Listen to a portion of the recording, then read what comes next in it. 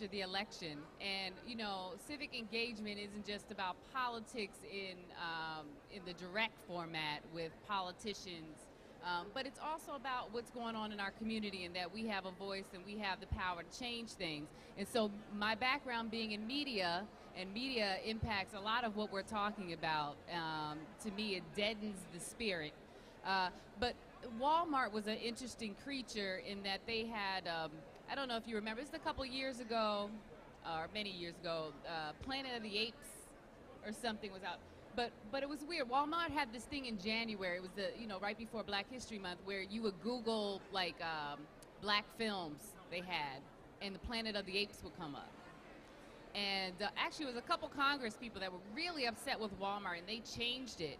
But going into February, my co-founder, Paul Porter, was in Walmart with his elderly mother, and he's like, "You're not going to believe what's at the checkout stand." And I'm like, "What?" He's like, "There's a CD cover called Big Booty Hits, and it doesn't have a woman's face.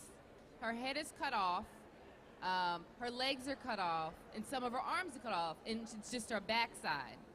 And it wasn't so much the content of the CD, which literally was about booties, but it really was about the imagery. Here in Black History Month, and you know that a lot of most of your shoppers are people of color, and this is how much you think of us, that you have this CD at the checkout counter during Black History Month to check out. And so at the time, I was like, oh, we're about to get ready for the writing campaign. We're on this, okay? And then as he goes back to Walmart, they had like an additional CD, Bigger Booty Hits. Same type of cover, different shade of brown booty. So so I was like, wow.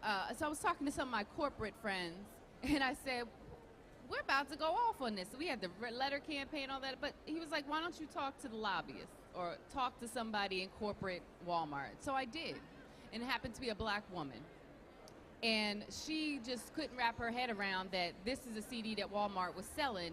Oh, obviously everybody is selling this CD, right? So she's doing, and I was like, actually, nobody else is selling this CD, but she was like, let me get back to you.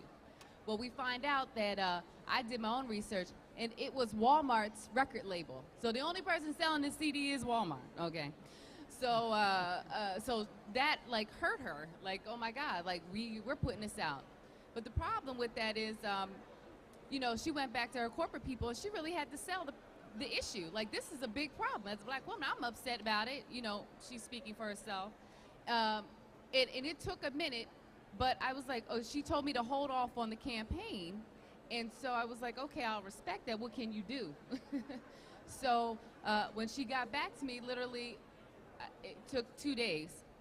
She was like, by Friday, she was like, they will be off the shelves. 3,000 Walmart stores, gone.